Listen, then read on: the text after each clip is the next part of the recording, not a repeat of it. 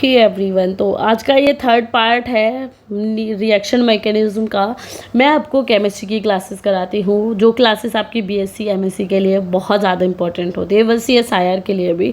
तो आज का टॉपिक हमारा चिची-बेबेल रीअरेंजमेंट है, जो आपका बीएससी का भी टॉपिक है, एमएससी का भी टॉपिक है, तो दोनों के लिए क्लास यूजफुल है। नेक्स्ट थिंग, आपको मेरी क्लासेस में हैंड रिटन नोट्स मिलते हैं, जो आपको ओवरऑल कहीं नहीं मिलते हैं, क्योंकि ऐसे नोट्स ऐसी क्लासेस से आपको कोई भी अदर तैयारी नहीं कराता है, सिर्फ मैं कराती हूँ। तो आपको कोई भी डाउट रहे, आपको हैंड रिटन नोट्स चाहिए, आप कमेंट कर दीजिएगा, आपको हमेशा ही रिप्लाई मिलेगा।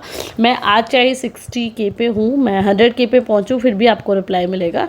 तो आपके जो भी डाउट्स हैं प्लीज़ कमेंट करिए। आप बच्चे हो और आपकी प्रॉब्लम को सॉर्ट आउट करने के लिए यहाँ पर मैं पढ़ा रही हूँ, ठीक है। तो चिची-बेबेल रिएक्शन, मैंने पहले कहा नेमिंग रिएक्शन है, तो भाई चिची ने ही इसे दिया होगा, ठीक है। एल्केक्साइड चिची-बेबेल ने इसे रिपोर्ट किया था। सबसे पहले जो चिची-बेबेल रीअरेंजमेंट को दिया था, एल्केक्साइड चिची-बेबेल ने दिया था। चिची-बेबेल इसे इसलिए कहते हैं, इनका सरनेम होगा, है ना, क्योंकि नेमिंग रिएक्शन है तो समझ जाओ उन्हीं ने दिया है। तो एक पॉइंट तो क्लियर हो जाता है, याद नहीं करना पड़ता आपको ये पॉइंट। अब नेक्स्ट पॉइंट है कि ये होता क्या है। हमने बार्टन कर लिया, बेयरव्लिगर कर लिया, तो अब चिची-बेबेल क्या होता है। चिची-बेबेल में क्या है, पायरिडीन की रिएक्शन जब कभी भी हम सोडियम अमाइड के साथ कराते हैं तो हमें 2 एमिनो पायरिडीन डेरिवेटिव्स मिलते हैं। यानी कि चिची-बेबेल is a method for producing 2 amino pyridine derivative by reaction of pyridine and sodium amide। यानी कि जब भी पायरिडीन की सोडियम अमाइड के साथ रिएक्शन कराते हैं तो हमें जो हमारा प्रोडक्ट मिलता है 2 अमीनो पायरिडीन, वही आपका चिची-बेबेल रिएक्शंस में यूज़ होता है, वही आपका चिची-बेबेल रीअरेंजमेंट का प्रोडक्ट होता है मेनली। एल्केक्साइड ने इसे दिया था। अब रिएक्शन देखो, सोडियम अमाइड हो गया NaNH2 के साथ, ठीक है। पायरिडीन की रिएक्शन NaNH2 या NH2 भी हम यहाँ पे बोल सकते हैं। तो पायरिडीन यहाँ पे लिख लो,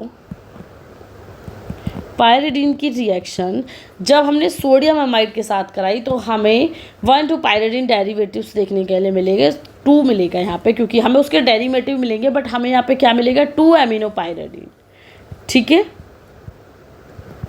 2 एमिनो पायरिडीन, क्योंकि हमने वहाँ पे डेरिवेटिव कहा। बट डायरेक्टली अगर हम पायरिडीन की रिएक्शन कराते हैं सोडियम एमाइड के साथ तो हमें 2 एमिनो पायरिडीन देखने के लिए मिलता है। समझ आया। इसका NH2 यहाँ पे ऐड हो जाएगा, ठीक है, NaOH रिमूव हो जाएगा, क्योंकि वाटर की भी हम रिएक्शन यहाँ पे ऑटोमेटिकली करा रहे थे। समझ आइए, सिंपल सी रिएक्शन मैकेनिज्म आगे कराऊंगी, बहुत सिंपल वर्ड्स में समझाने वाली हूँ, तो कोई प्रॉब्लम आपको नहीं आएगी। तो पायरिडीन की रिएक्शन NaNH2 के साथ करा दी तो 2 एमिनो पायरिडीन आपको मिल गया। दैन देखते हैं, the direct elimination of pyridine with sodium amide takes place in liquid ammonia. यानी कि कभी कभी क्या है, ये डायरेक्ट एनिमेशन भी आपको देखने के लिए मिलता है कि ये लिक्विड अमोनिया के साथ, डायरेक्ट एनिमेशन के लिए हम लिक्विड अमोनिया भी यूज़ कर सकते हैं, ठीक है, या liquid ammonia.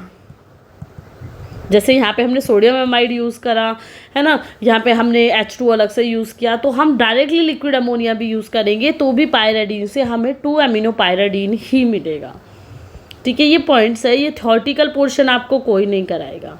Then next point देख लो। ऐसे ही आपको मेरे पास हर चीज़ के, हर क्लास के नोट्स मिल जाते हैं, तो उसमें कोई प्रॉब्लम किसी भी बच्चे को नहीं आनी चाहिए कि मैम इसके नोट्स नहीं है। आप देखिए, आपको हर चीज़ के नोट्स मिलेंगे। In this addition elimination mechanism, first nucleophilic NH2 is added while hydrogen is leaving. अगर हम एडिशन और एलिमिनेशन की बात करते हैं तो सबसे पहले क्या होता है, NH2 ऐड होता है और हाइड्रोजन लीव करता है। देखो, रिएक्शन करा दी हमने, एलिमिनेशन रिएक्शन है ये न्यूक्लियोफाइल की, NaNH2 के साथ करा दी तो NH2 क्या हो गया, ऐड हो गया। अब हमने क्वेनिलीन के साथ करा दी NaNH2 की रिएक्शन, तो 2 एमिनो क्वेनिलीन आपको देखने के लिए मिल गया, ठीक है। अब मैकेनिज्म पे आ जाओ कि चिची-बेबेल की मैकेनिज्म क्या होती है। पायरिडीन ले लिया, ठीक है, इसे हम ऐसे भी तो लिख सकते हैं, ये सिर्फ बॉन्डिंग है ना, बॉन्डिंग को चेंज कर दिया। NaNH2 सोडियम एमाइड के साथ रिएक्शन करा दी,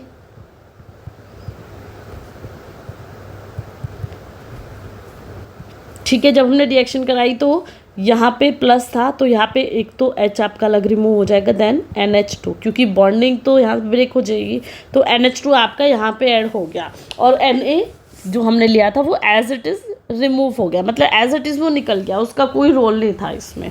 ठीक है, अब जब हमें ये प्रोडक्ट हमारा मिल रहा है तो इसे हम ऐसे भी तो लिख सकते हैं, है ना, N यहाँ पे पहुँचा के H और H ऐसे भी लिख सकते हैं, कोई प्रॉब्लम नहीं, क्योंकि ये जो ये H था ये ब्रेक होके क्या हो गया, रिमूव हो गया नेक्स्ट स्टेप में।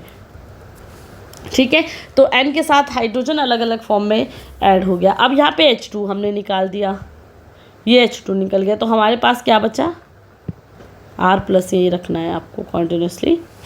ठीक है, तो हमारे पास N है, NH बचा, क्योंकि एक H हमने लिया और एक H ये हमने क्या कर दिया, रिमूव कर दिया, क्योंकि बॉन्डिंग है, यहाँ पे भी हाइड्रोजन है कहीं ना कहीं, तो हमने क्या करा, H को रिमूव करके -2H। ठीक है, तो हमें क्या मिल गया, NH मिल गया इस फॉर्म पे। अब जब हम इसकी रिएक्शन अगर H2O के साथ कराते हैं तो ये NH2 ऐड हो जाता है ना, क्योंकि N 2 हाइड्रोजन ऐड हो गए और एक ये और NaOH आपका रिमूव हो गया। ठीक है, तो क्या मिला हमें, डायरेक्टली हम देखो NH2 मिल गया विद रिंग, तो 2 क्विनो एमिलीन हम बोल सकते हैं, इसे 2 एमिनो पायरिडीन भी हम इसे बोल देंगे। ठीक है, तो ये आपका क्या हुआ, ये हो गई चिची-बीवेन रिएक्शन। ये थोड़ी सी थ्योरेटिकल पार्ट है, इन्हें करने की नीड आपको नहीं है, तो इतना ही आपके लिए काफ़ी है, जो MSc के बच्चे उनके लिए फिर भी ये थोड़ा ठीक है।